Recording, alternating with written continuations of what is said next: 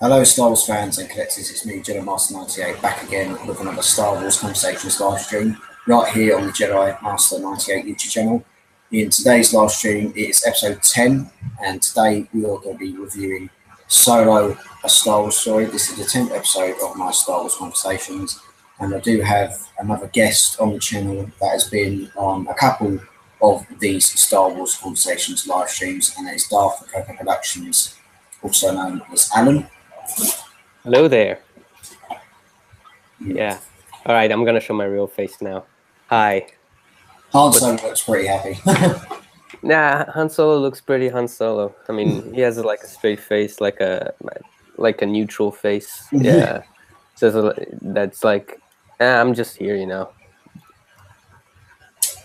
It's good to have you as always, Ellen, on the streams. Hey, So thanks for having me, man. It's always a pleasure to participate in these streams. I love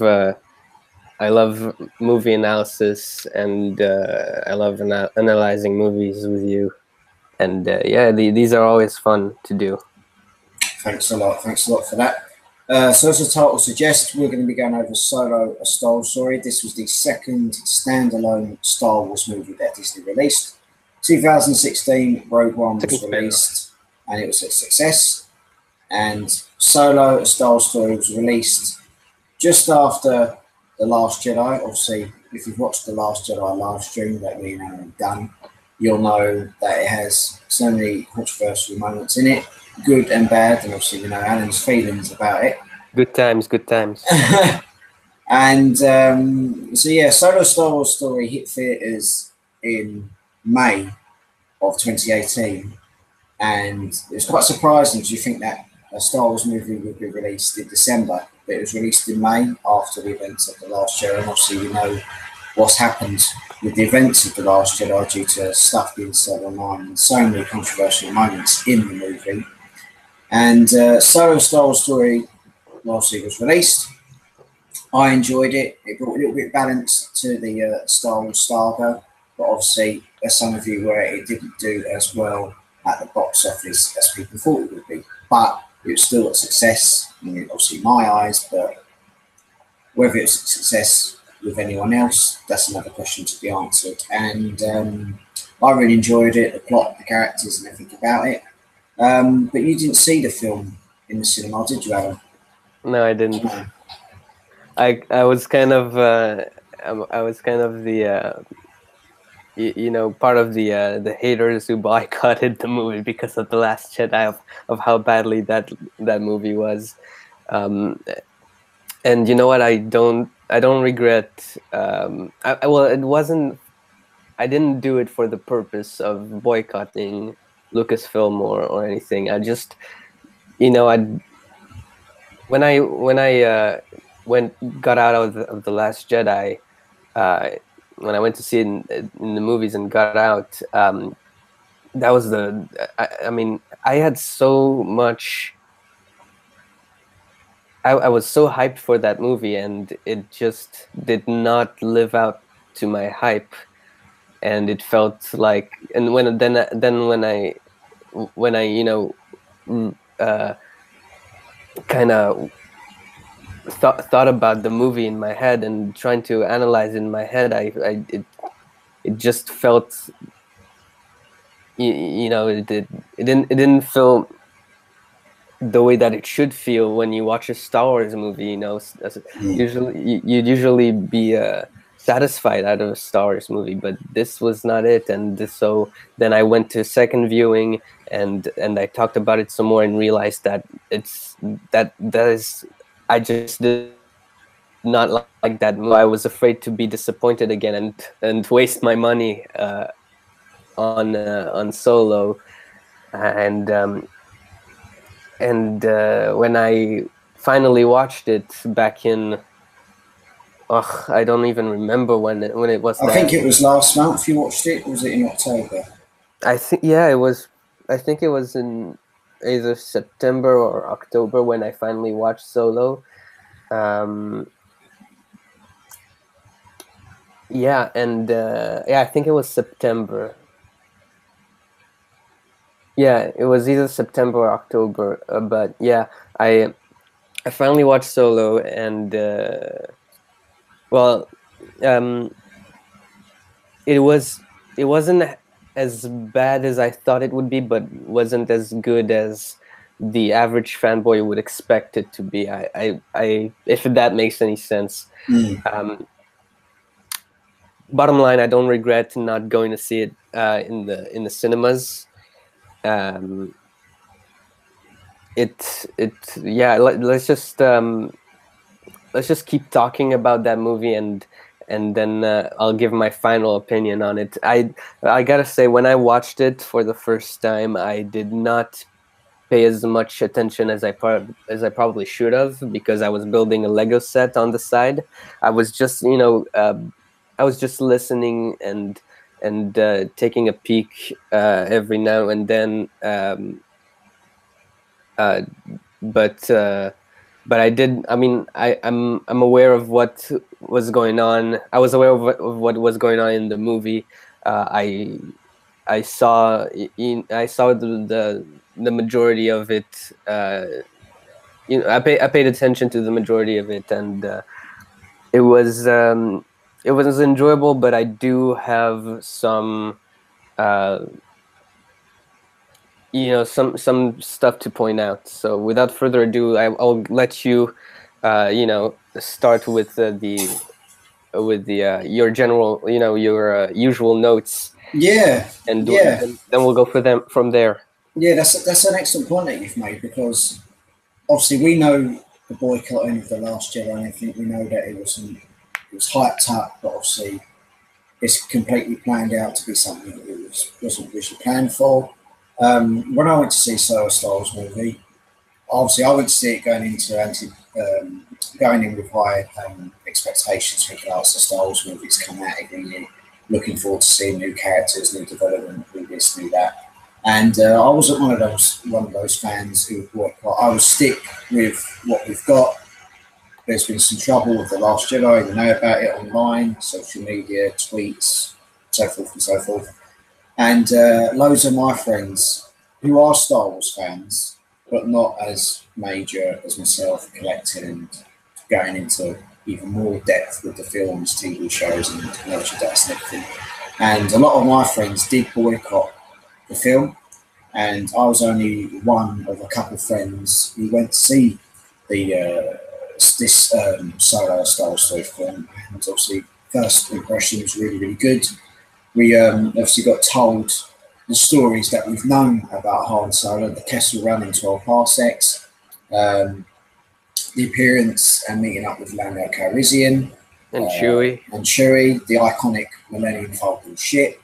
Mm-hmm. Obviously, side characters as well, like Beckett, Val, Rio, Dryden Voss, Infus Nest, the Pikes that I didn't expect to see from the Star Wars Clone Wars TV show from Clone Wars season 5 and 6. There's like little references on the side about Bosk, Beckett killing Aura Singh, who's obviously in the Clone Wars TV show. Bosk was referenced? Yeah, they were saying that before they did that train heist with the coaxium, the precious cargo that was for Dryden Boss, are saying, why couldn't we got somebody else or Bosk? So they mentioned his name. Okay, so, I didn't pay attention to that. I paid attention because I watched it in detail last night and done all my notes. But makes sense. Overall impressions, I was impressed with it. I thought the style of the film was good. The actor who played Han Solo was perfect. Obviously, he had all Harrison Ford's mannerisms and everything. Basically, just got the job done. And like I said, the story that was told was fine. We got a glimpse on what it was like on Corellia for him growing up. Obviously, we know that he got kicked out of the Imperial Academy. He was a pilot for having a mind of his own, and then he was in the Imperial Army, and so forth and so forth. And as the film progresses, you kind of see the stages and the progression of this young, talented young man / eager, anticipated pilot to get the job done, provide for himself, but take a step back about him saying he thinks for himself, but deep down, he cares about others. And obviously, we saw an early development of what he was like on Corellia, the likes of Kira as well. But the final impression of the film was I enjoyed it. The battles were good, the music was good, and it was just a general good day out at a cinema. Really, so nothing else to say, and yeah, just enjoyed it. So Yeah, I should that's my probably thoughts, point really. out. I should probably point out that I may not have paid too much attention when watching the movie for the first time, but I did watch a video called "Everything Great" about solo Star Wars movie. If you are familiar with Cinema Wins, they're pretty much the exact opposite of Cinema Sins. Yeah, And so I watched that video, and those videos usually are pretty well developed and constructed. Um, so I mean, I have like a slight, like 12% more insight than I had watching the movie the first time. But yeah, I watched it one time. Then I went. Uh, then I, me and my dad wanted to watch it. We started watching it, and halfway through, it was like, I mean, it was late when we reached halfway through the movie, and he was like, "Okay, let's stop it for the day and go, continue another time." But then, he didn't even want to keep watching because, I mean, it felt just too long of a movie, and I guess he was a bit bored by the movie. When my dad is bored of a movie, it's usually because there's too much. Either the action scene is too long, or there's too much dialogue in between action scenes. So, yeah, that's what I wanted to point out right here. yeah, that's not a problem. Everyone's entitled to their opinion on everything. That's not a problem. Right. Okay, so we've spoken a little bit about our thoughts of Solo Star Story. Now let's get into the main parts of the live stream. So you've got the opening crawl for Solo Star Story. Obviously, as we know, Rogue One didn't have an opening crawl, but the Solo Star Story is kind of an opening crawl, but it just gives you a clear indication of what is happening during the time of the Empire and the occupation of the planet Corellia. So the opening crawl states it's a lawless time. Crime syndicates compete for resources, food and medicine and hyperfuel. On the shipbuilding world of Corellia, the fair Lady Proxima forces runaways into a life of crime in exchange for shelter and protection. On these mean streets, a young man fights for survival that yearns to fly among the stars. And obviously we know that's about Solo.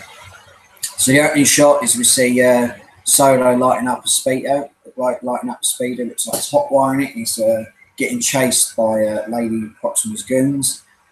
So obviously, what I stated in my notes, Corellia is in bad shape. Basically, the opening shots, you see that Corellia is in a real state. You see the opening title of Solo Star Wars Story. So you can kind of see the state of what is happening to the planet. Young kids stealing to survive, and they're basically just trying to get a grip on what life is about under the regime of the Empire. We see Han and Kira working together. Han's held onto a small piece of data called coaxium, which is basically like hyperfuel. It tells you so much about how to obviously what the fuel is about and everything put into a ship. It's very powerful stuff and very rare stuff in the galaxy. I think if I can remember watching the film last night, the only place you could really get it is from, like, say, Imperial banks and basically shelters where it's completely guarded and everything. And next up, we see Morlock. He searches Han, and eventually he's taken into the room with Lady Proxima, who's this sort of evil, sort of worm-looking villain. And Lady Proxima did make me laugh. Any opinions on the early stages of the film, Anna?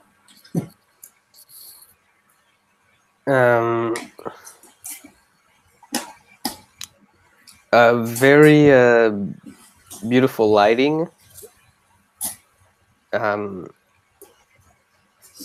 See, I want to talk about the cinematography, but I think it's a bit early. What I will talk about is the puppetry for Lady Proxima is, I think, I mean, it's good for what it is. A very peculiar character as well, like coming out of water and talking. Yeah, like that's pretty cool. People are so scared of her, and she's just like a stick. Yeah, she's like a stick or an old woman with all jewelry on her wrists and arms and everything. Yeah, and yeah, I don't have much to say really. No, it's all right. Yeah, we'll continue on. It's not a problem. Go ahead. There's a couple of comments. Okay, let's go for them first. In the chat. The Blacked Out Ewoks says, I saw it on the first day. I saw it on the first day in UK. Disney is killing Star Wars with politically correct social justice drive. That puts fans off big time. The robot was awful. Glad she got blasted. Yeah. Yeah, that's all right. Yeah, I didn't see Solo on the day of release. I saw it a couple of days after, and but yeah, there was going back to seeing it. There wasn't, like saying, like the Last Jedi, Force Awakens, Rogue One. There wasn't as many people in the cinema as I thought there would be. But obviously, as we discussed at the start of the stream, the boycott of Solo Star Wars 3 due to that being done by the Last Jedi. So that answers your question. Moving on, so we see Lady Proxima, this evil sort of worm-looking thing. We see Han get interrogated, he gets thumped. He pretends to have a thermal detonator, but in reality it's just a rock. And he goes, and Lady Proxima points out that that's not a thermal detonator. You just made a clicking sound. It looks like a rock. And we see Han make the click and everything. And he's joking around saying it's got a thermal detonator, and he throws the rock into the sunlight. And obviously, just seeing the film again, you can see that Lady Proxima and the other character, Morlock, they're kind of like nocturnal. So when the light comes and it burns onto her face and she goes red, you see a little bit of Morlock's face burn red, but he puts his mask down. Yeah. And we see Lady Proxima go back into the water to try and obviously comfort herself with the burning sensation on her face. And so yeah, she goes into the water, covers herself up, and Han and Kira eventually escape. They're being chased in the streets of Corellia. And as we've seen in The Last Jedi, we see Han's lucky gold dice. And eventually after that, we see Han turns the speeder, keeps getting chased by Morlock and these gangs. And eventually we see the speeder get trapped into a small gap, and eventually they escape and go to an Imperial checkpoint. And do you have an opinion on Han's gold dice, Adam? I can remember seeing it from A New Hope. I mean, obviously we saw it from The Last Jedi, but do you remember seeing it in not Phantom Menace, A New Hope, or any other Star Wars films? Honestly, before The Last Jedi, I have no memory of those dice in any other movie. If they were present, then they were pretty well. I mean, they were just kind of hidden. They weren't pointed out. You know, to us, so we can't really, we can't really be like, oh, I know these guys. I've seen those in the original trilogy. That's an Easter egg. No, man. Like we kind of just see them for the first time in The Last Jedi like in the minds of the movie makers, they're like, oh yeah, this is an iconic piece. Yeah. You just you don't pay attention. You need to pay more attention to the movies. That's right. That's right. We do the good job here. We put an Easter egg. Yeah, yeah. We did that. What did you do? What did you? That's right. That's right. You Nothing. sound, you sound like Donald Trump on the set of Solo with Ron Howard. This is going to be a great movie. It's gonna be a great movie. We're gonna build a great set for the Millennium Falcon. Doors are gonna fall on your leg. It's gonna be great. It's But alright. It's alright. Harrison Ford's not going to break his leg. yeah. But yeah, but yeah, back to Solo. I couldn't care less for the dice. I think they're a pretty dumb detail. I mean, it's just that it doesn't hold as much sentimental value as it probably should.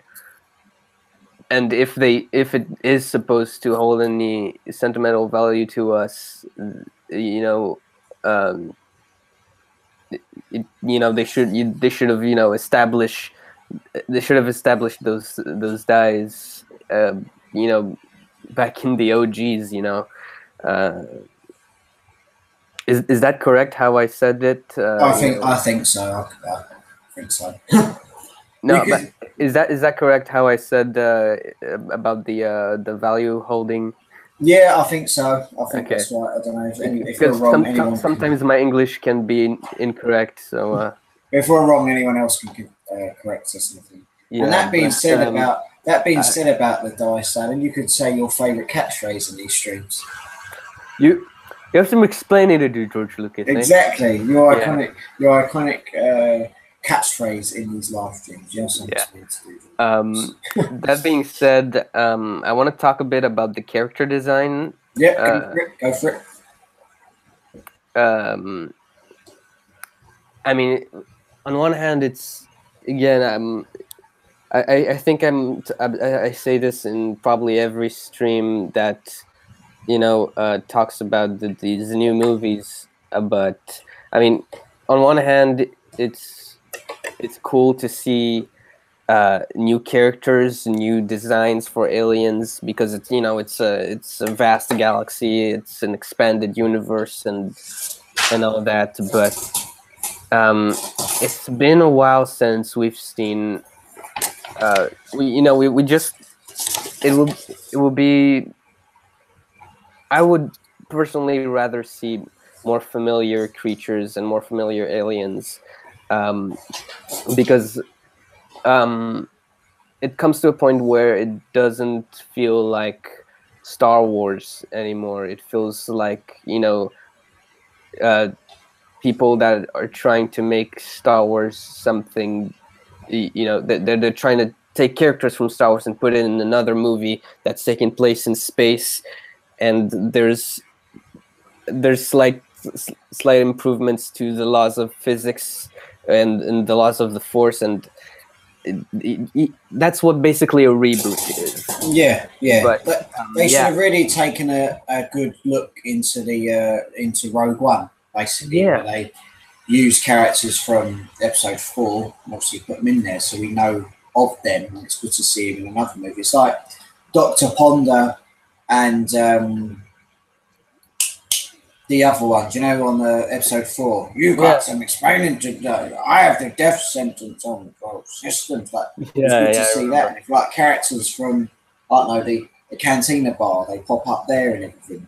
Because as you said, it's a vast galaxy. It's good that we're seeing other characters, but just stick to the original plans. It's like you're going back to your roots, and everyone knows, I remember that character from that scene. That one, instead of just bunging new characters, where we go, fucking hell, we've got another load of characters, another load of stuff, another load of just like stick to your roots and just push them into the film. So on one hand, I understand that it's a vast and expanded universe and galaxy, but on the other hand, I at this point we would really rather go back to the original creatures, the original aliens, and because these don't feel the whole point of because I believe that bringing back Star Wars should mean bringing back, you know, something that people grew up with, a franchise that people grew up with, and it's not just the story, it's the characters, it's the creatures, it's it's everything. And yeah, no, the nothing.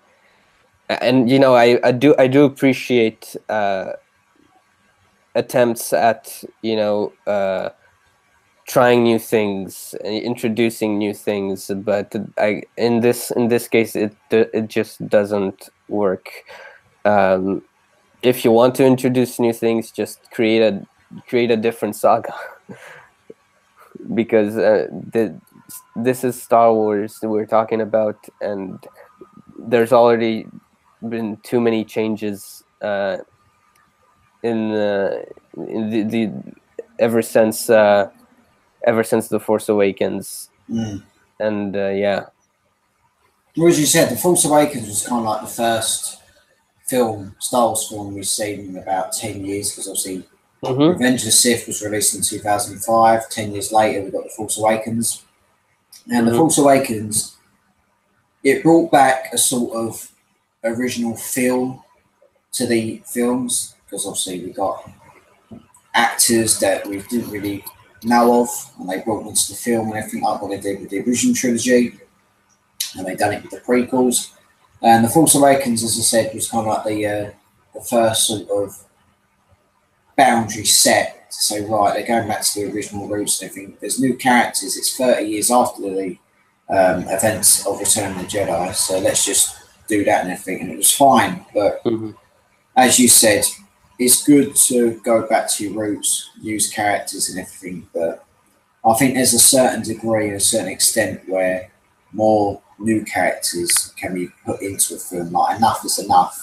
Yeah, like, we don't want too much, because like sometimes characters can just get to people's head and make them lose their shit, and they're like a whole collection of fucking certain characters or certain character that they like to put. But I think it's best to just stick to their roots and just add maybe a few characters here and there, not just loads and loads and loads and loads. It's good to go back to your roots and just add them in, instead of people who are just sitting there into the cinema thinking, what the fuck is that character got to do with it? What's that exactly? got to do with it? When you look at the original trilogy or the prequel trilogy, we know that character's there for a reason. We know Boba Fett's. We know why Boba Fett's on Jabba's sail barge, because he's in tie and in league with Jabba. But C-3PO and obviously all these other goons and scoundrels and bounty hunters and everything, we know why they're there. Where these other characters in other films, they're fine, but you're just thinking, what the fuck are they doing here? Do they have any purpose? Like, what the fuck are they doing? Speaking of which, I believe this is the first Star Wars movie that does not feature R2-D2 and C-3PO. It does, but if I can remember, I could be wrong. I don't know if Anthony Daniels does have a cameo in Solo Star Wars Story, but you're right. I don't know why I didn't think of that, but yeah, it's the first Star Wars film to not feature C-3PO and R2-D2, and it's the first Star Wars film not to be filmed from an opening shot in space. That's just on the ground. Yeah. And, but yeah, that's my point. Do you have anything else to say, Anne? There's a few comments here. The Blacked Out Ewok says Han actor was good. The bond with Chewbacca was something most would want to see. Yeah. I agree that the bond with Chewbacca was great. The actor who played Han Solo, I'll talk about him later. You know what? I'll briefly talk about it right now. I just don't. I mean, he did a good job, but I don't. I only half feel it. I'm not as invested in the character as I was back in the original trilogy. Let's just say that. Then there's Bosk's Bounty that says it's not that there are new aliens and creatures. It's the fact that the original ones are missing, and I agree with that. He also mentions we don't need to see specific characters just once from the same race. Yeah, I agree with what he says here. It's really the fact that they introduce new aliens is great and all, but the original ones are missing, and we need the original ones, to have some sense of familiarity with the movie, with the story, with the characters, with the universe, I guess. Yeah. Yeah, that's absolutely fine. Absolutely fine. Well said. Well said. Yeah. Sorry, just got to put my laptop charge in. Go ahead. Right, so back to Solo. Excellent points made there from everyone. Really appreciate that. Moving on, the next thing I'd like to talk about is another part in Solo that we see. So we see after Han and Kira have been chased, we see Han and Kira are worried about themselves, what would happen to them. They mention about the Hutts and Crimson Dawn. If they get caught, what would happen to them? And eventually we see them bribe an Imperial officer at the gate and say it's correct, it's worth at least 800 credits. Han goes through, but Kira is snatched and taken back from Han's hand. He promises that he will come back for Kira. And after that, we see Han is alone. He doesn't really know what to do with himself. He stated as well he doesn't have any people. And he eventually joins the Imperial Navy, stating that he's going to be one of the best pilots in the world. And we see basically the origin of his name, Han Solo. Good luck, we'll have you flying in no time. After that, we see another shot where we see the Battle of Mibian, first appearance of Beckett, Val, and Rio, obviously in disguise. And the Battle of Mibian, I'd like to see a little bit more in Solo, just a little bit more, not too much, but when I first saw that, it was kind of like trench warfare from the First World War, shells going everywhere, soldiers getting killed left, right, and centre. And it's really, really, really cool to see like the Imperial side of the war. Because obviously, as we've seen the films, we know of what it was like to see it from the Rebel side. But obviously, him being in the Imperial army, we kind of saw firsthand on what an Imperial stormtrooper officers and other soldiers had to basically deal with, and that was pretty cool. I mean, any opinions on that, Adam? Battle of Mibian 3 years later.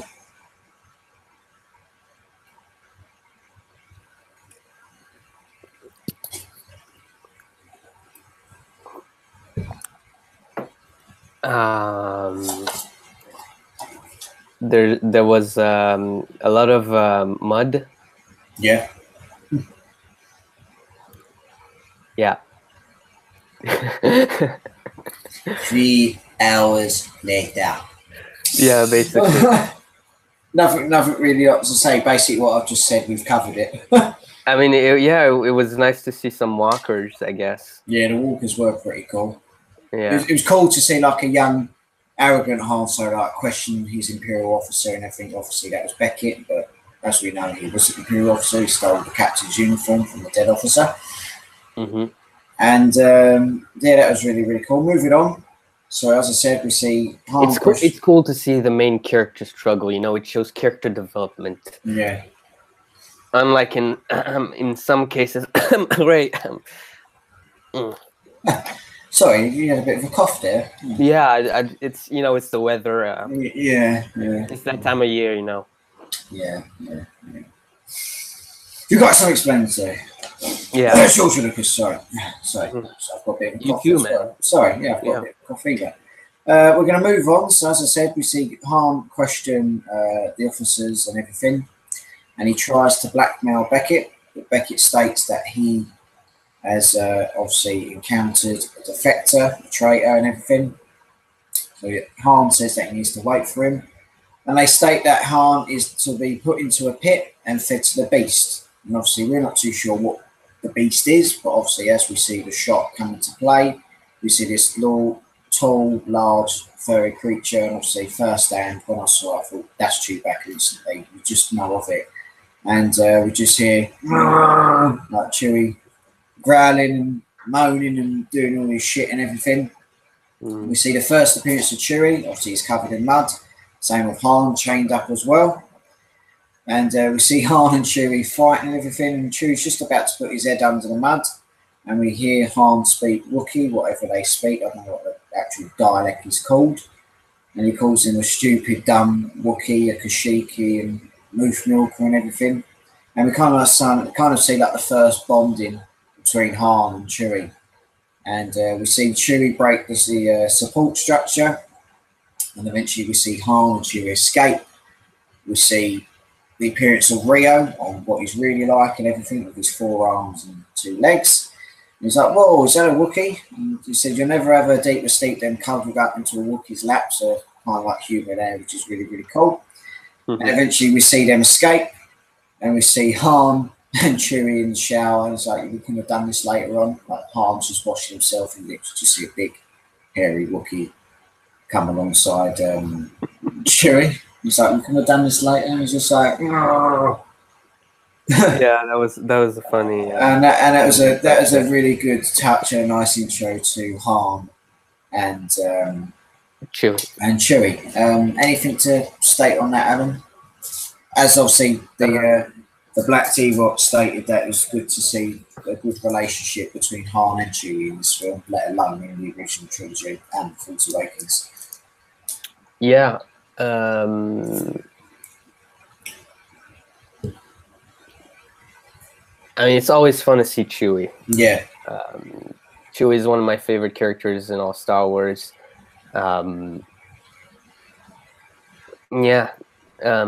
It's cool to see. I didn't imagine Han and Chewie's first meeting to be like this, to be honest.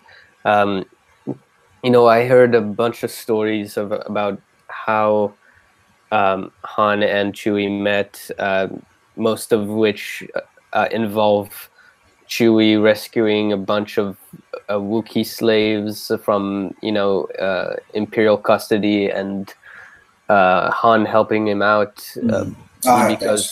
because he thought that slavery was morally wrong and whatnot, and like he defected from the Empire that way. And I thought it would have been fun to see it happen that way, but it was still it was still nice first meeting nonetheless. I guess I just imagined it differently. But as you said about helping the Wookiees, we did see that later on Kessel, so they did. Yeah, I wish we would have seen more.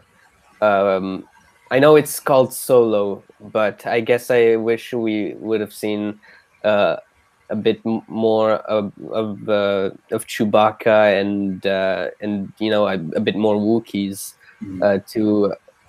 to make this to make this story a bit more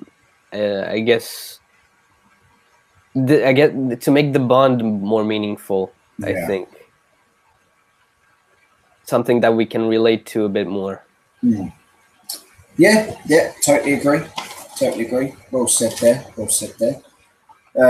Moving on, after we see the bonds between Han and Chewie, we see Beckett and his gang. They want to take a score. As I mentioned earlier on, I mentioned Lane Bosk and everything, and basically Han wants to do his best and basically get back to Corellia and find Kira as quick as he can. And we see him chat and everything about what's going on. Everything it's about a girl and everything.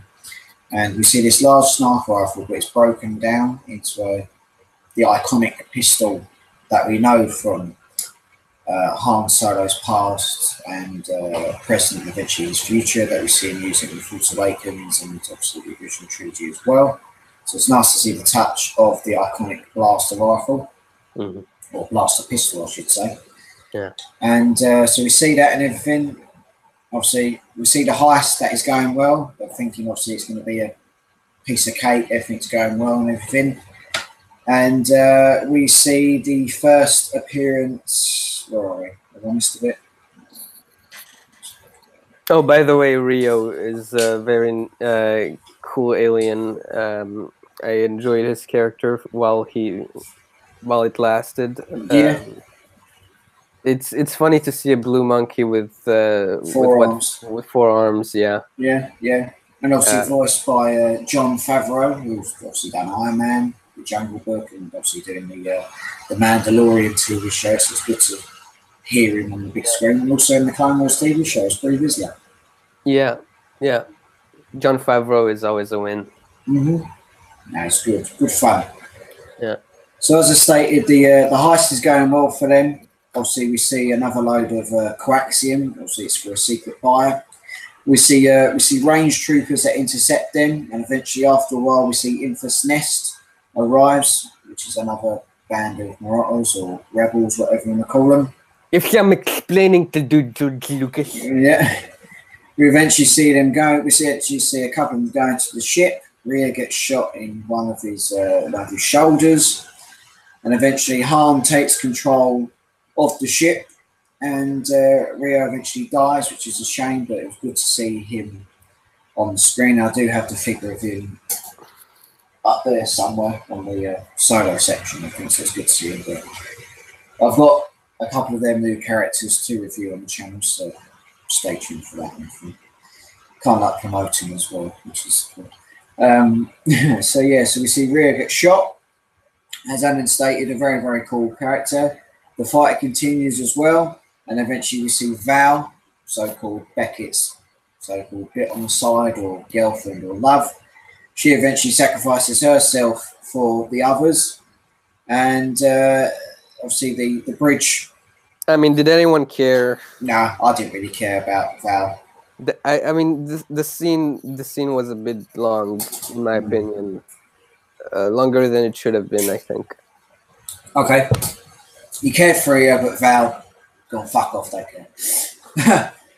So as I say, we see Val sacrifice herself. Both are holding on to the coaxium. We see it tilting from side to side. We know what stories have been said on how explosive that is.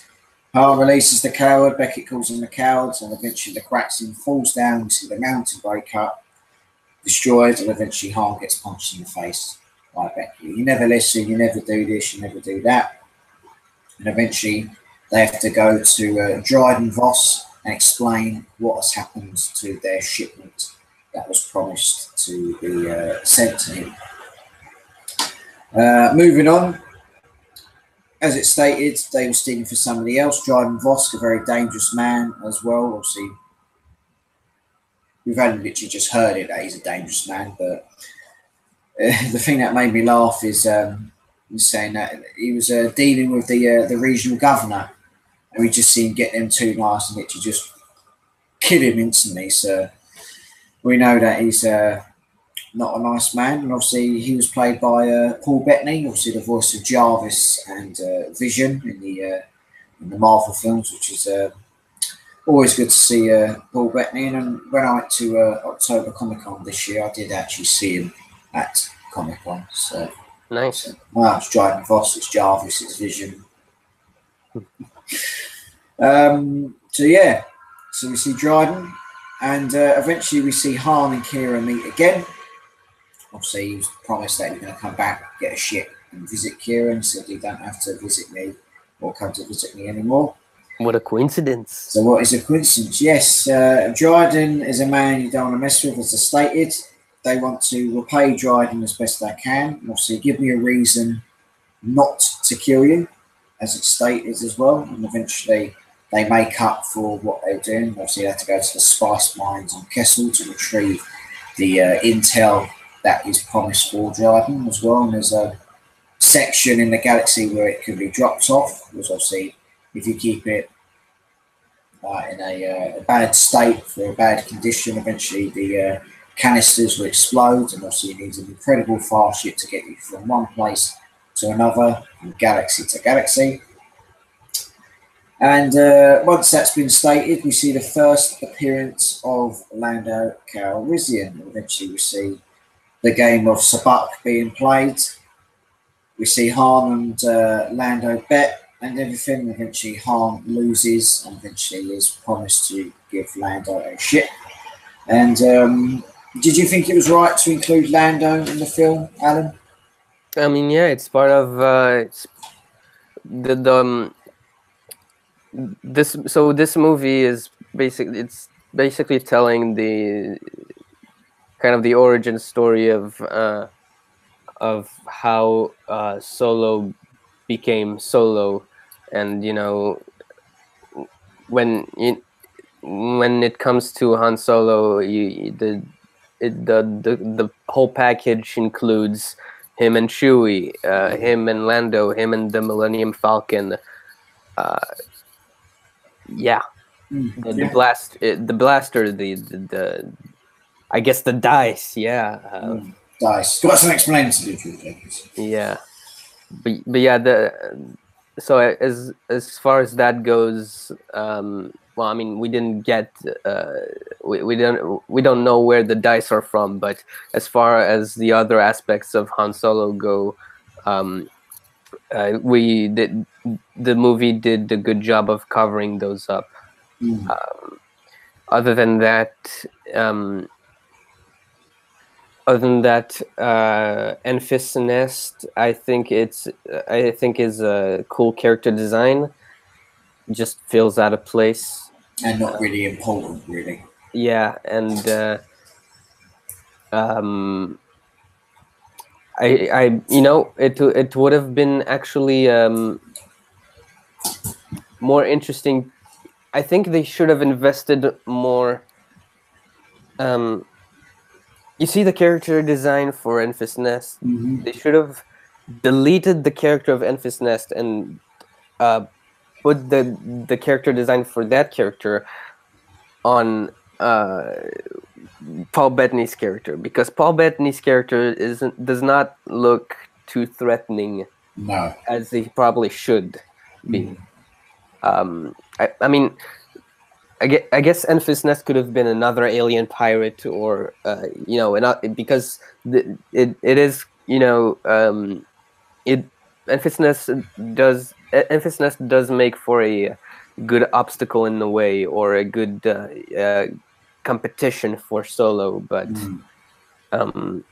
as far as it's just the design felt a bit out of place.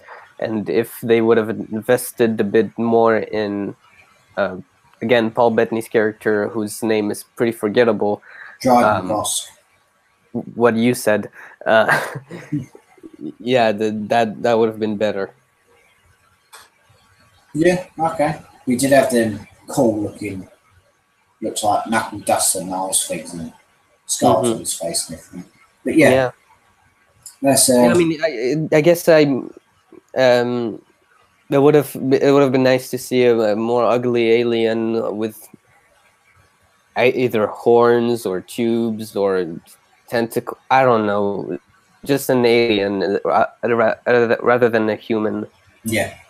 With scars. Yeah. Okay.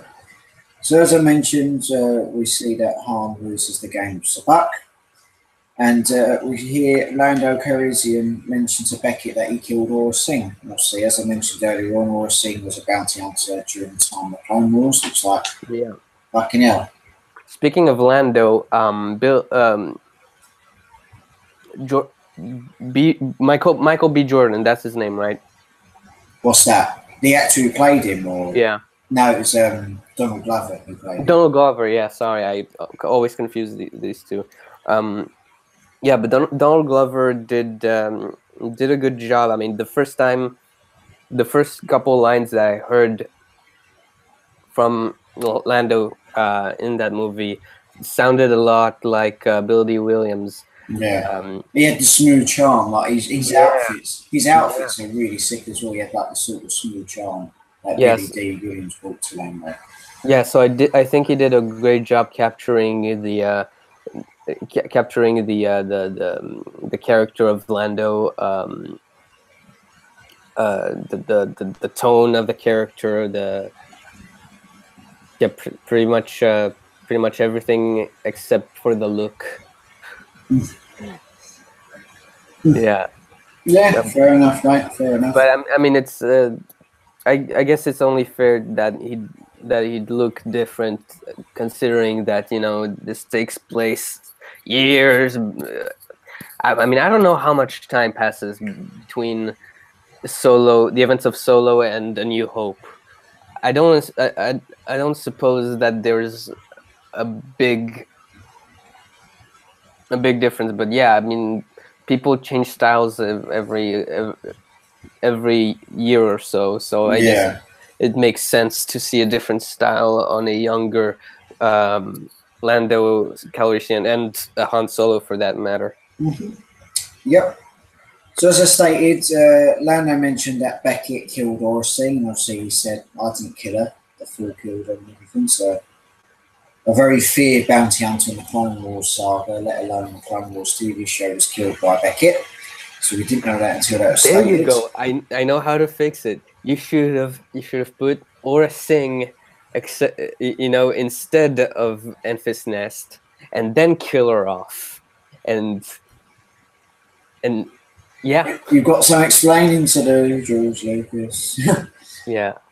So as we see Beckett speak to Lando. He says, I want to do it for 40%. He says 25. And after that, we see the appearance of Lando Calrissian's second mate. And that is the protocol droid L3. And Dryden Voss could have been, I don't know, Hondo or someone else. Someone from that race of pirates, I guess. Possibly. Or Enfys Nest could have been Hondo, and Dryden Voss could have been Aura Singh. You had it.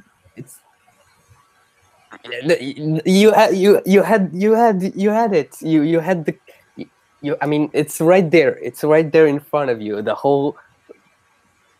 You just forget it. Fuck it. Fuck it. Just go on. Go on.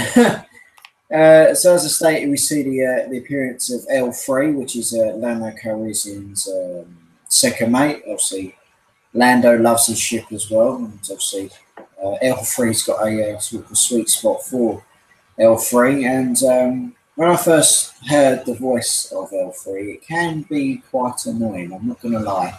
Like one of the few characters that can be annoying in the Star Wars universe, L3's voice was quite annoying, but it was a cool looking droid as well.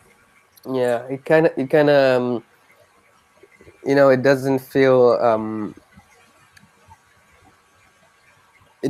as iconic as C-3PO, R2-D2, or pretty much any other droid introduced in this universe. Yeah. But yeah, I guess it was a nice. It was a nice design, even though we've never seen it before. But it was a nice design, very unique. Obviously, this droid was also, programmed for action. I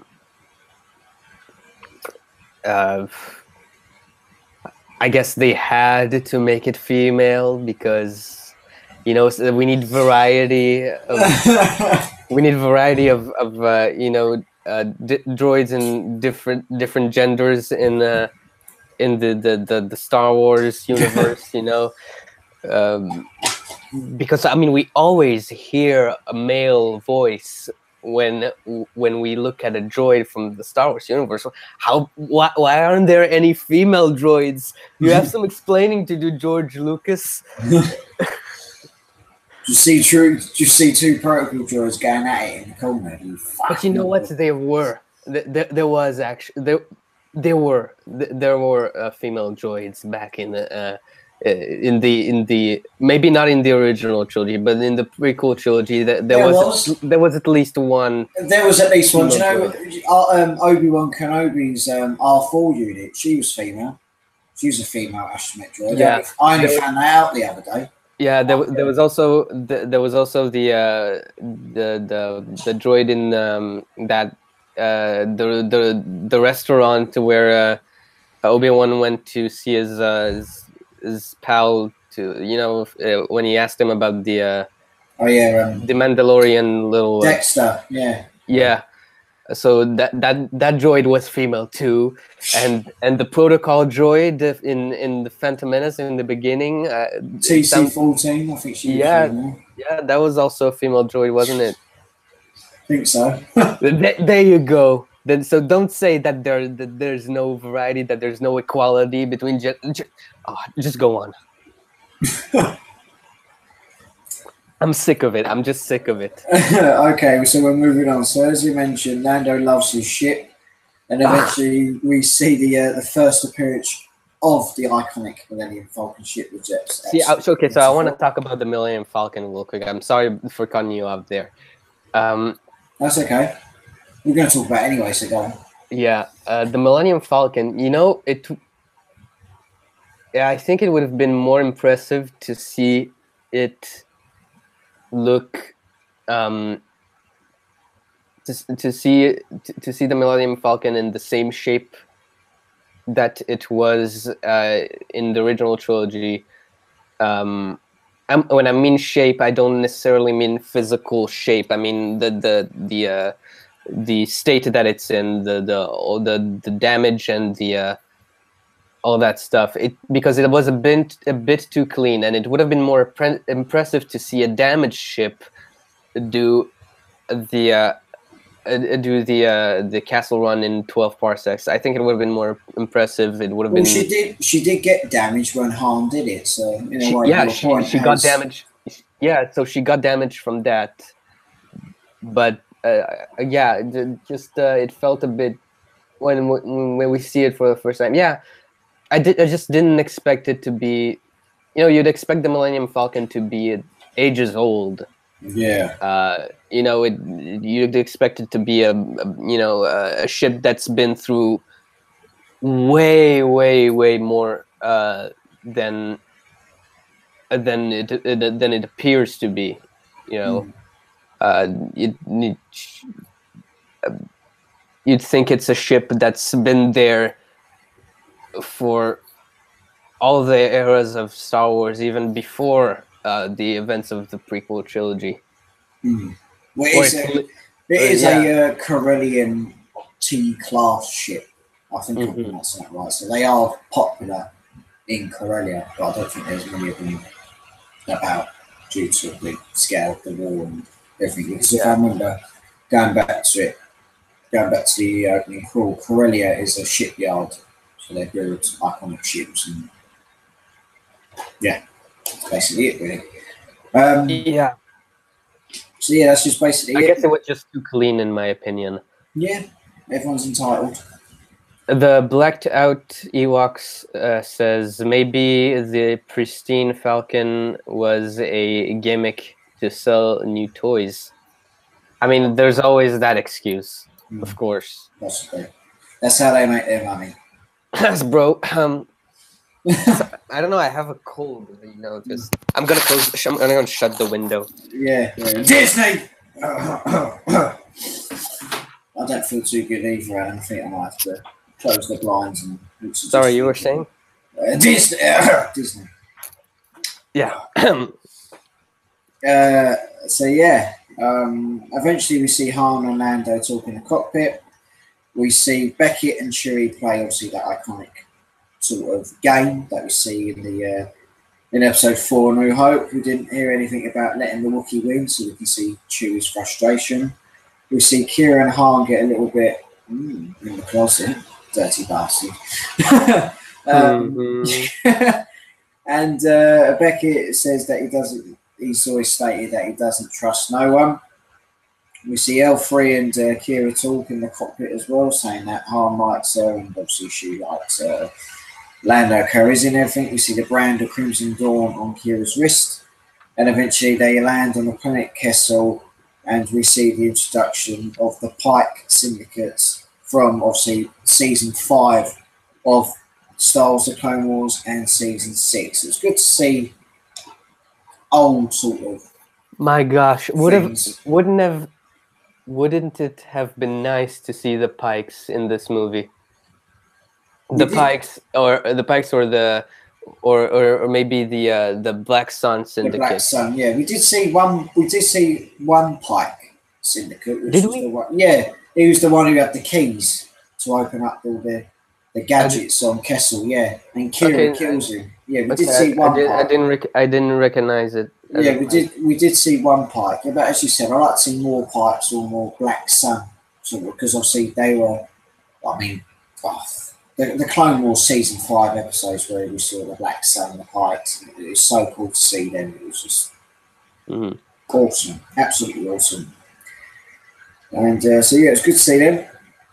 We see. I mean, imagine if we had there were so many elements that they could have seen that movie that would make us fanboys geek the fuck out even more than we already are. I mean, they could have brought back Aura Singh. They could have brought back Hondo, the Pikes, and just this is a movie that explores the basically explores a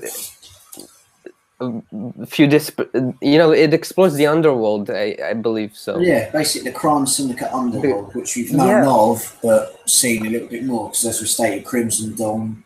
Yeah, obviously Dryden Vosk mentioned earlier on that he works for an employer, but we don't know who that employer is until. Yeah, and I think it's unfortunate.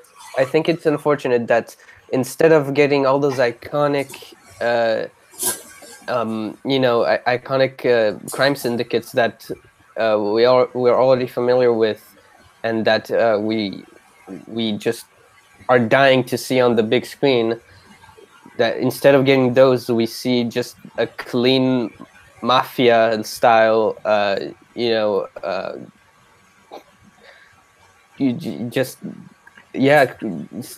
class of criminal, I guess you could say. Indeed, yeah.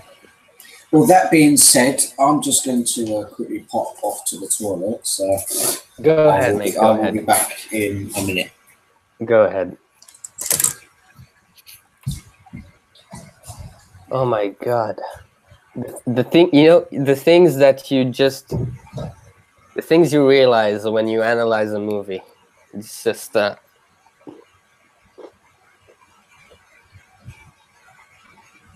incredible. That being said, if you enjoy this live stream, be sure to drop a like and subscribe for more live streams, because there are more live streams there are more live streams coming in the new year, right? So be sure to tune into those. Jack does very great action figure reviews here on this channel, so be sure to tune into those. Yeah. Subscribe to Jedi Master 98. Hello, I'm back. What was you talking about? I was plugging your channel. You was plugging my channel. What was you stating? I was saying I was telling people that if they enjoy this live stream, be sure to leave a like and subscribe for more live streams, because there are more live streams to come, and that your action figure reviews are quality videos, that they should tune in for those, etc., etc. Oh, very, very kind, very, very kind. I'm saying I repay the favour later on to you as well. You don't need to. So, moving on again. We see them land on the planet Kessel. We see Kira give back the sort of so-called gold dice.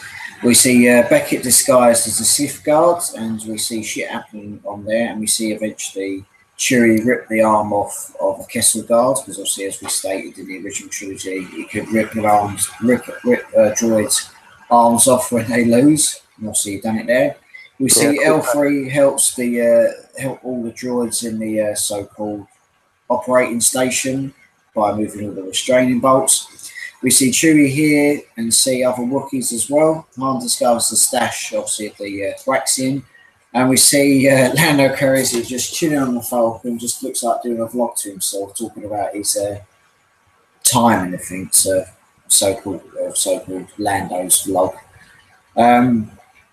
We see Han get the Calrissian Chronicles or the Lando Chronicles. The Calrissian Chronicles, something like that. Yeah. We see Han eventually get the coaxium, and we see obviously the small battle on the Kessel. We see the Wookiees help them put the merchandise in the hidden spaces on the Millennium Falcon. We see L3 get shot, and Lando, just getting the other sheet. Lando gets L3 as well, tries to take her back, but obviously she's cut in half and everything due to the shots. We see Lando carries and gets shot in the arm, and eventually Chewie goes over and carries into the Falcon. We see Kira chuck 2 grenades at the villains that they are being shot at, and obviously they're going for the landing gear and everything. They're shooting into it, obviously trying for them to take off. We see Han in the hot seat of the Millennium Falcon. L3 dies, and eventually we see the Empire show up. Dies. Thank fuck, she's dead. And as I said, we see Han in the hot seat. We see again. Did somebody care for that droid? No, I couldn't care less about L3. That's what I thought. And then after that, we see Beckett in the nose cannon as well. We see the Episode 4 music playing in the background. Obviously, we know that from Han and Luke shooting at the TIE fighters as well.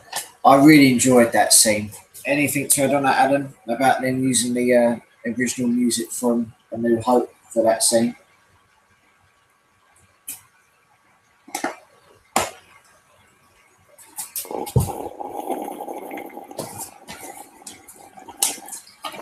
Two hours later.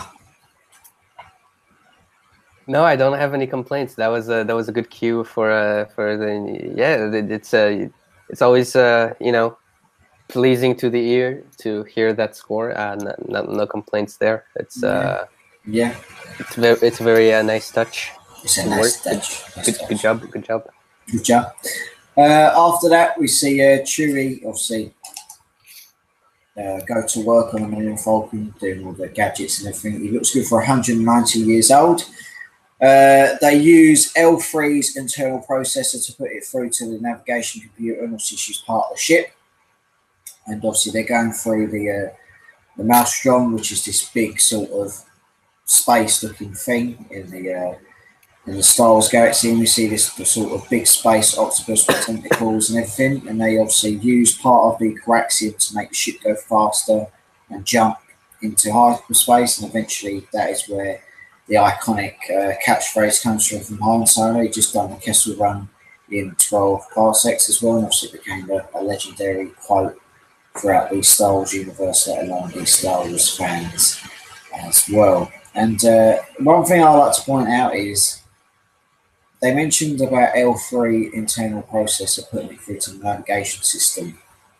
I think with L3, with that scene being done, I think she's become such an iconic role. When I say iconic, but people going back thinking what the Millennium Falcon is today, going through hyperspace, doing all this, doing everything. She's kind of like the sort of the main focus on what the Millennium Falcon is all about. And so yeah, whether L3 is responsible for the troubles of the Millennium Falcon in Episode 5, and going through all the different paths in Episode 6 and Episode 4 and Episode 7, obviously Episode 8. But it was does she have an important role to this ship? I mean, do you have anything to add on that, Adam? As I said, they put it into the navigation system. I have nothing to add. You can go on. Yeah, that's okay. Yeah.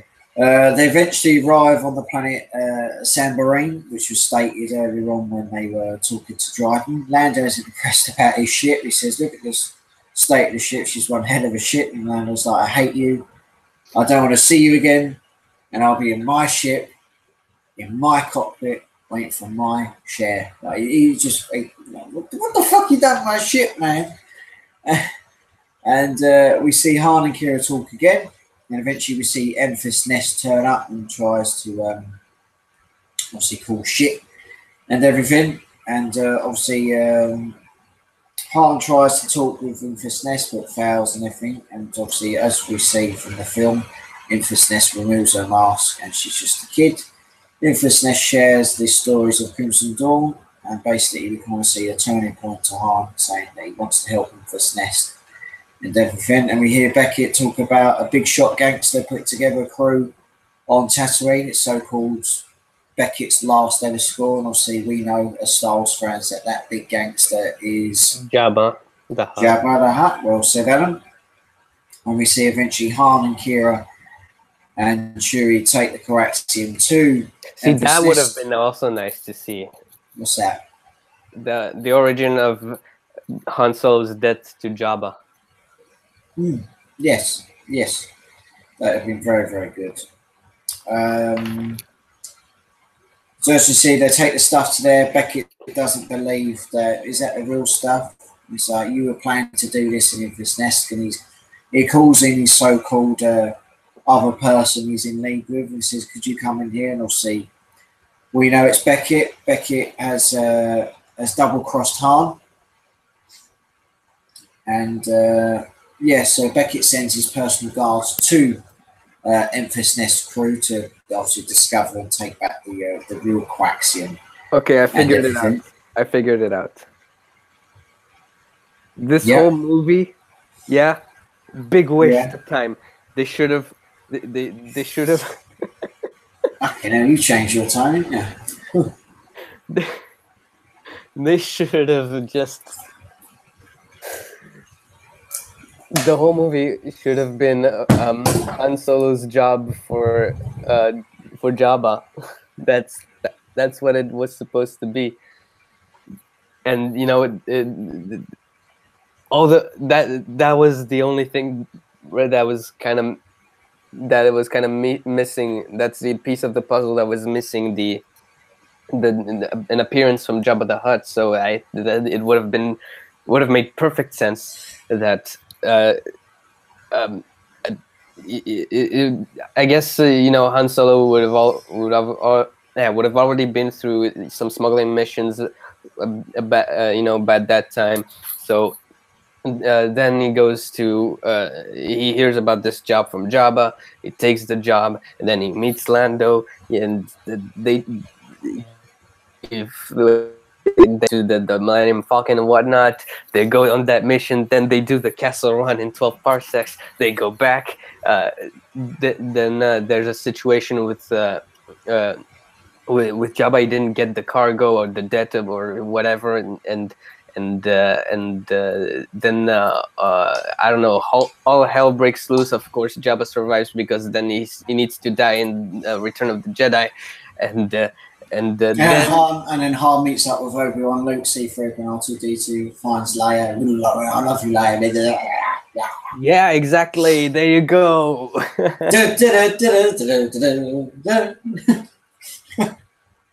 It's kind of like one of them memes online, do you know, where I was watching one the other day where a man had coffee, he tripped, and he says everything's better with Star Wars music, and when he tripped over, it just went, written by George Lucas. Yeah. Sorry, I just had to say that. And the competition could have been other bounty hunters or other pirates, people that we're familiar with, and just there was oh my god.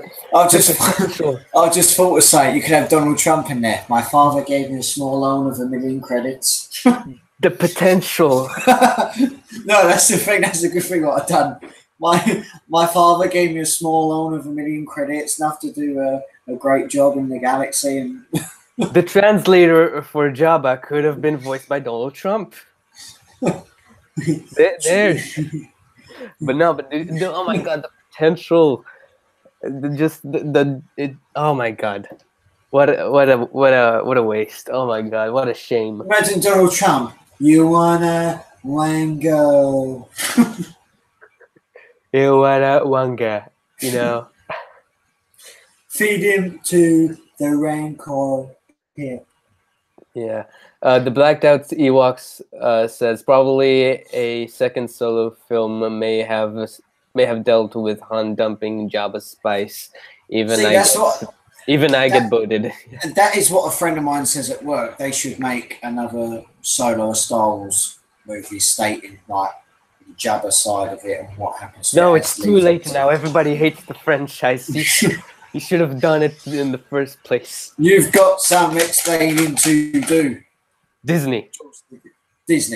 No, this is Disney's fault now. We'll leave George alone. George, you've done everything for us. Yeah, George is retired. Yeah, I'm retired. I wanted to bring these characters together.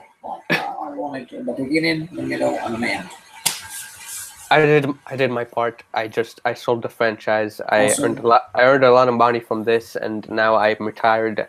That's their problem now. I'm just gonna take a sip from this glass of water, you know. Yeah. I mean, I've made a lot of money. I mean, from this guy or Jerry Mouse '98. I mean, look at this fucking collection, man. He's got Star Wars there, Star Wars there, Star Wars there. Under the top there, you look at him. He's got Star Wars in the background. Like I made a lot of. I probably made at least a couple $1 million. Exactly. For fuck's sake, I set up my own sound studio. Skywalker Sound. Fuck me, Skywalker. Yeah. Now we're just going off track a bit, man. We're fucking using our marbles and everything. But we love you, George. We love you. Yeah. So as I mentioned, Beckett has double-crossed Han. Enfys Nest crew take out Jyn Voss's security gang. We see an appearance of Edwin Tutu, Saw Gerrera's second-hand man in Rogue One. We see Beckett shoot Jyn Voss's guards, and we see Dryden and Han fight, and eventually we see Kira knock over Han, and eventually we see Kira and Dryden Voss fight, and we see him fight and everything, and eventually Kira kills Dryden Voss. This is also the first Star Wars movie to not feature. Oh shit! No, it does feature a lightsaber. Yes, it does. It does feature a lightsaber. Yes. Well, we're just about to get onto that. Is there any more comments? Yeah. No, damn, my mistake. Go on. That's all right. Is there any more comments? Do we? Not yet. Comments? No. Not yet. And we're going to get onto a point now, which is one of my favourite parts in the film, which I did not expect to see. As I mentioned earlier on, Dryden Voss mentioned that his associate or contact would not be pleased with the coaxium shipment that was destroyed. But as I said, I had no idea that we would see this character in the film. But nevertheless, it was good to see the original actor portray him. Ray Park, well, obviously the voice was done by Sam Witwer. Alan, did you expect to see Darth Maul turn up in Solo: A Star Wars Story? I mean, no, but then I was spoiled, so yeah. Was you stunned or was you pleased? I was really pleased that he turned up because I really like Darth Maul as a character, let alone as in Solo. Because as I said, I did not expect it. I thought it'd be, when I saw it with a hood, I thought it'd be just like, say, a dark warrior. But when I started hearing the voice, it's like, is that so? Where is the shipment? I just thought, that's Sam Witwer's voice. It's got to be Darth Maul. And then when he removed the hood, holy shit, fucking Darth Maul! Yeah. But obviously portrayed by Ray Park, which is just great as ever. So yeah. No, I mean, when I first when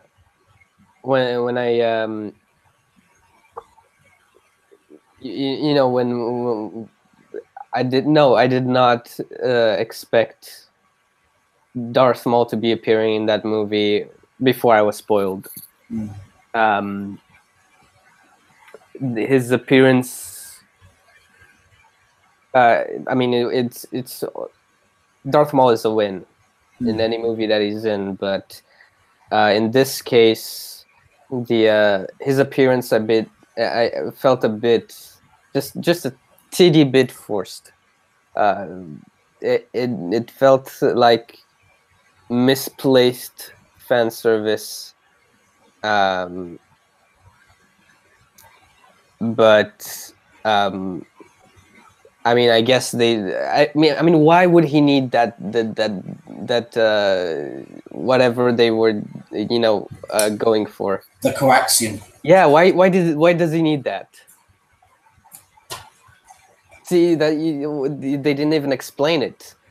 They just happen to work. No, I mean, Darth Maul just happens to be the person that they are working for. Yeah, he's leader we of don't Crimson Dawn. We know from the Clone Wars that he took over Death Watch and everything. So Yeah. maybe his role now is to be a major crime syndicate for him to survive, because he knows that either the Emperor has finished dealt with him, but Darth Vader is a presence to him. Yeah, as but as explained in Rebels. Darth Maul always has a purpose, and his purpose in this movie is not explained. I mean, we obviously we know that he wants that, whatever it was called, coaxium, you said. Yeah. Yeah, we know that he needed that. We don't know for what purpose he needed that. We don't know what he's gonna use it for.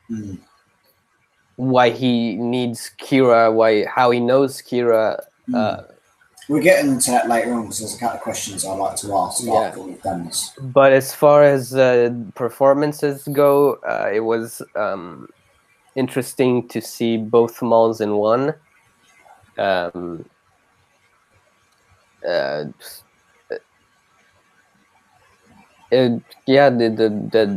It's nice to have Maul back on the big screen again.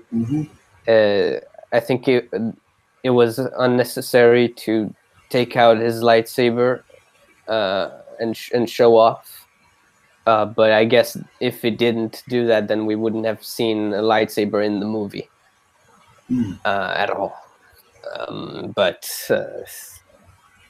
Yeah, that's my 2 cents on Darth Maul in this movie. Yeah, that's fine. I'm just pleased to see Darth Maul generally, because I do like him.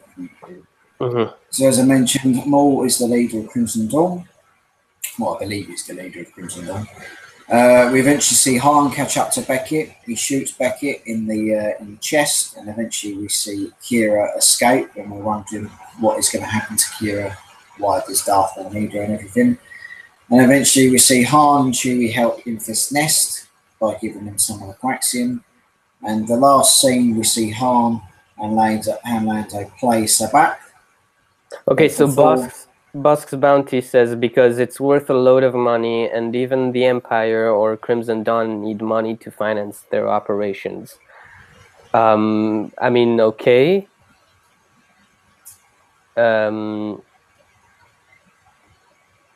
I'm just yeah. I guess okay. We're almost finished. We're going to answer a couple of questions after. Like I said, we see Han and Lando play Sabak, but before Lando hugs, before Han hugs Lando, he sees like a little sort of cheating card deck thing at the side of his wrist. He takes it, and that's how he won his first game. So we know that Lando has cheated. And eventually we see Han put all the money on the table, and eventually we see how Han won the Millennium Falcon by playing the game of Sabak. And eventually we hear at the end saying that Han mentions that he heard Beckett saying that he had a big shot gangster putting together a crew on a planet of Tatooine, and as Anna mentioned earlier, it is the one of the crime syndicates known as Jabba the Hutt. And eventually we see them go into the hyperspace, and eventually the film ends. So okay, so there's a plot here. Okay, I just figured. Sorry, there. That's all right. Maybe okay. So Crimson Dawn needs money to finance their operations, but Darth Maul. Since when Darth Maul cares about money? Okay, Darth Maul would, if anything. So Darth Maul, we agree, only cares about himself. He cares about revenge on whether it's on Obi-Wan or Darth Sidious. I don't know what coaxium would help. What coaxium would help with in his quest for revenge against either of those, because all he would really need is just show some balls and take a spaceship and fly to either place, and either crush his ship Holdo style in whatever shuttle Palpatine's in, or do the same to whatever hole Obi-Wan is in. Or since he's of course he's not gonna do it because he's honorable. He believes, he believes in a fair lightsaber duel to defeat his enemy, and so just what fuels Darth Maul is his thirst, is his thirst for revenge. Yeah, and whether it be against Obi-Wan, Darth Sidious, or the Jedi, or the Sith, basically. And I don't think. I mean, I guess if he had an army, I guess what he would need really is an army to overwhelm the Empire or Obi-Wan. An army that fights for money. That's not an army that Darth Maul would go for. That's why recruited that's why he went for the Death Watch in the first place. Then he just that's why he went for all those crime syndicates, because it's not money that they're after, it's power. So there you go. So yeah, that is the end of Solo, a Star Wars story. As I stated when we was discussing about Darth Maul, just have a couple of questions I'd like to ask. And if you want to answer them as well, people who are watching as well. What do you think happened to Kira? Like, as Darth Maul stated, come to Dathomir and everything. Like, is he going to train as a force wielding opponent, or have her as second in command? I mean, I'm not too sure. Do you have any thoughts on that, Adam? Like, what happened to Kira, and why does Darth Maul want to work closely with her? So nothing else goes to shit? I don't know. Well, I'm just thinking, like, when I watched it for the first time, saying that he wants to go to Daphne, and I think maybe she could be something to do with becoming something even better than the Night Sisters, or trying to. Oh, so now she has the Force. Or how convenient. I don't know. She could do something with the Night Sisters, or help Mother Townsend. I'm not entirely too sure, but hopefully that will be explained by either somebody at Lucasfilm to say why is Darth Maul so curious and want to work so closely with Kira. So Busk's Bounty says to get power they need the money, though, right? No, not necessarily. Again, well, they didn't really need the money to take over Mandalore back in the Clone Wars, did they? No, they just have force and power and strength. Exactly. They already had their resources. They were already resourceful in the first place, so the money wouldn't have changed anything. No.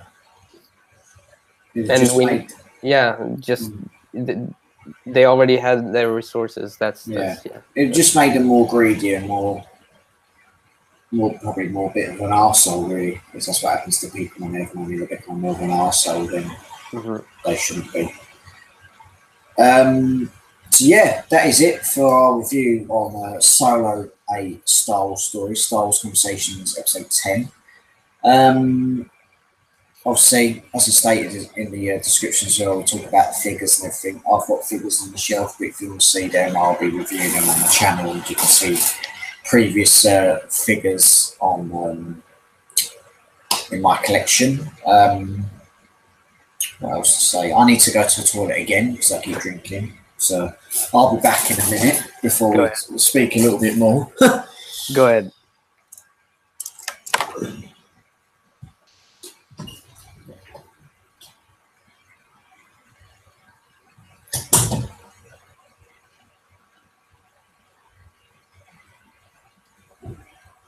Boy, do I enjoy these live streams.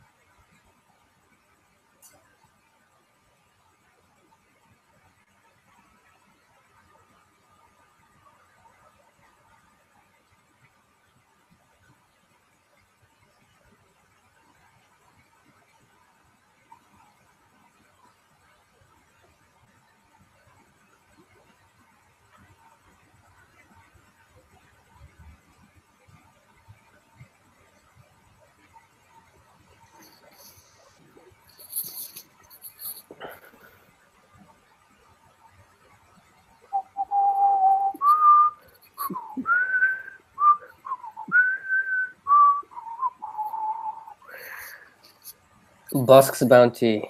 Do you collect figures or just pops? Yeah, no, I collect. So I collect pops, action figures, and Lego. So I have my pops right here. About 99% of them are right here. I also have a couple of carded Arrow action figures right here. Right here you can see my collection of Star Wars action figures. As you can see, they're not as numbered as Jack's collection, but I have my fair share of figures. I have some Lego Star Wars as well. That's my Lego Marvel shelf. And as you can see through the mirror here, I have some more Lego. Those two shelves right here have Lego Batman sets, and the two shelves down there have Lord of the Rings and the Hobbit sets. And up there, you can see the and Krennic's shuttle from Rogue One. And I don't know if you can really see it, but above there, above those ships, there's a carded Clone Wars Anakin action figure. And I have some more carded figures right there with a Stormtrooper cardboard cutout. So yeah, that's as far as my collection goes, pretty much. I have some more stuff on my desk, but yeah. Hello. That's it. Hey. Was you chatting again and everything? Yeah, I replied to Busk's Bounty's question about my collection. So he also says, "Cool. I mainly collect Star Wars figures, but I have loads of Star Wars Lego from the last 20 years. Most of it is in the loft, though." Oh, okay. Yeah, that's nice. I wish. What? I mean, it's. Do you have more older set or more newer sets, like from the late 2000s, or do you have more sets from the late 2000s or more sets from the early 2000s? What's the latest Star Wars set that you purchased? I'm interested to know. I know you enjoy all them sets, Alan. Yeah, at least I used to. Kind of less so these days.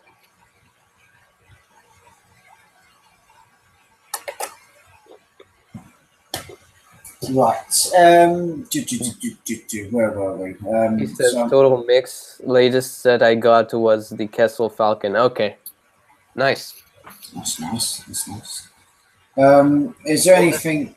The oldest set oldest set I have was from 1999. Oh, nice. Cool. Yeah, sorry. Go ahead, Jack. That's all right. Is there anything else you'd like to add about Solo or in general, So, really? what's your final thoughts on the movie, and how high would you rate it? My final thoughts on the movie was hopefully this film has given a little bit of balance to the Star Wars universe. There's obviously film goers and film watchers and everything, but we'll wait and see what episode 9 has to bring. Obviously, as I said at the start of the stream, we know the box office wasn't as good as we thought it would be and everything. But I'm really hoping episode 9 will be a success. We'll wait and see what happens there. But overall, Solo was a good film for me. Explained things that I wanted to explain. And I'll give Solo an 8 out of 10. What about you? What would you rate it as?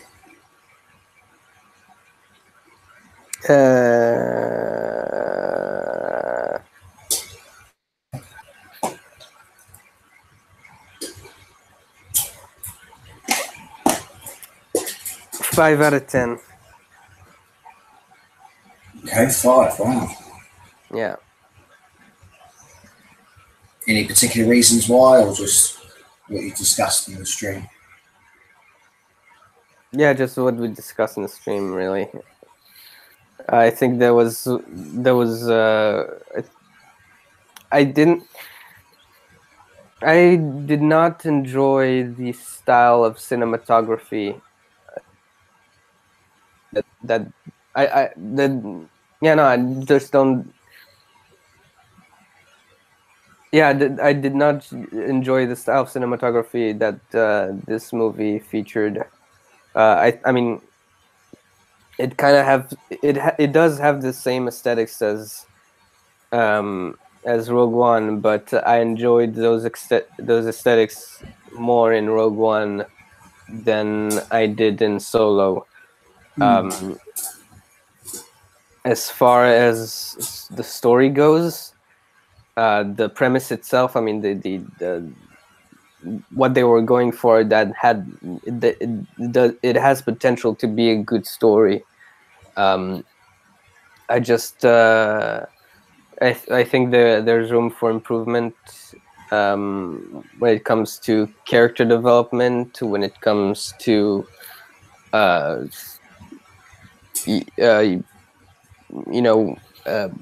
world building, I guess.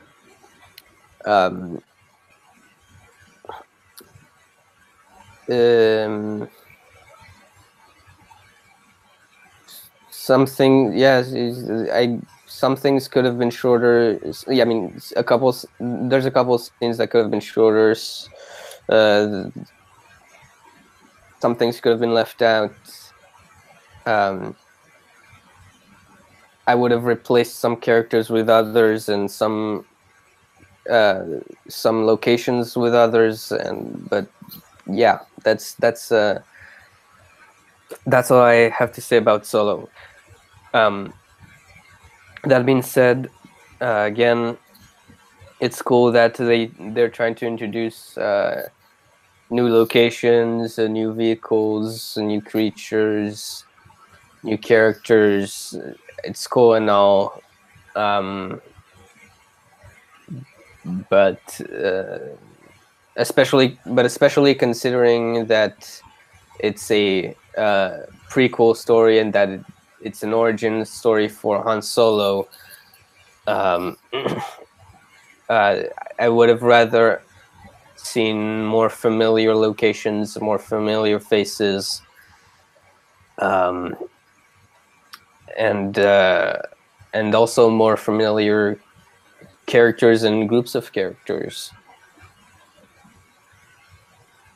So yeah, that's my final thoughts on this movie. I hope I never need to talk about it again.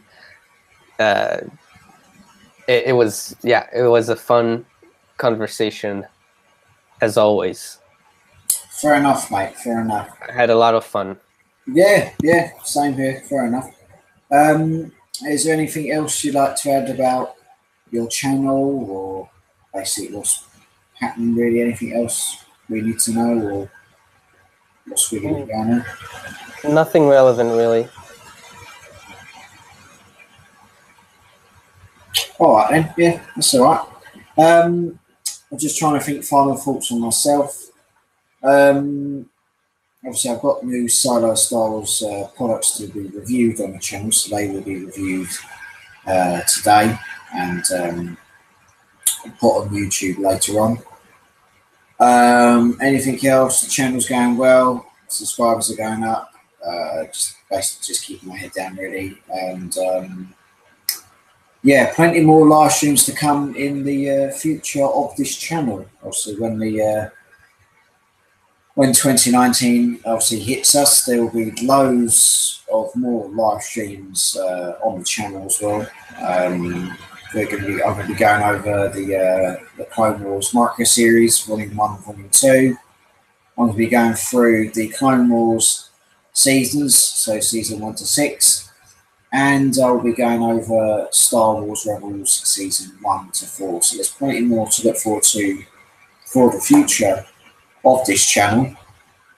And obviously in 2019 I will be on YouTube for 5 years, so that's obviously a milestone to look forward to. November 30th 2019 I'll be on YouTube for 5 years. It's just flown by incredibly. And but yeah, this will be the last live stream of 2018, the last live stream before Christmas. I'd just like to say a massive thank you to the support I've received over several months in 2018. It's been a good year for the channel. Reviews have gone up, subscribers have gone up, and reviews are just getting better and better. The support, and here's to another great year for 2019 for the channel. The channel will keep on going, and there's plenty more to come.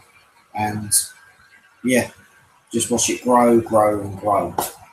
And yeah, that's just about it, really. So thanks a lot for all your hard work watching and staying tuned in with my YouTube channel. Really, really appreciate that. And obviously, thank you to Alonn as well for being a subscriber of my YouTube channel and basically just being a loyal subscriber for a long period of time, really. So yeah, thank you to everyone as well. Enjoy your Christmas and everything. And here's to a good 2018, bring on 2019. So thank you very much.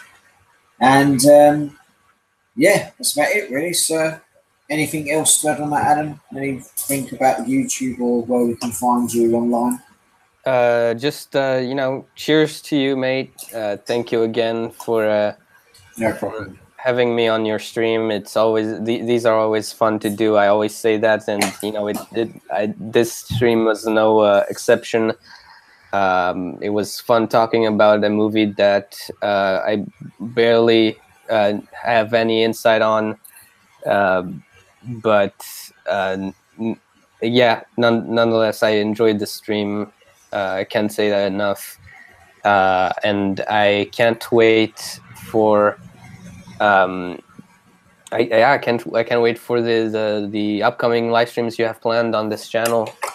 Yeah, they're going to be planned obviously for 2019 next year, and looking forward to them. Hopefully, we can get some more guests on here as well for even more in-depth analysis as well. And I'm gonna keep the Star Wars conversations live stream going because there's plenty more to talk about and hopefully more guests to come on in the foreseeable future. So before we sign off for 2018 and for Christmas, is there any more comments in the chat, Adam? Sir Jim says, "Hey guys, the solo was excellent." Sir Jim, I know who that is. It's been another loyal subscriber of mine.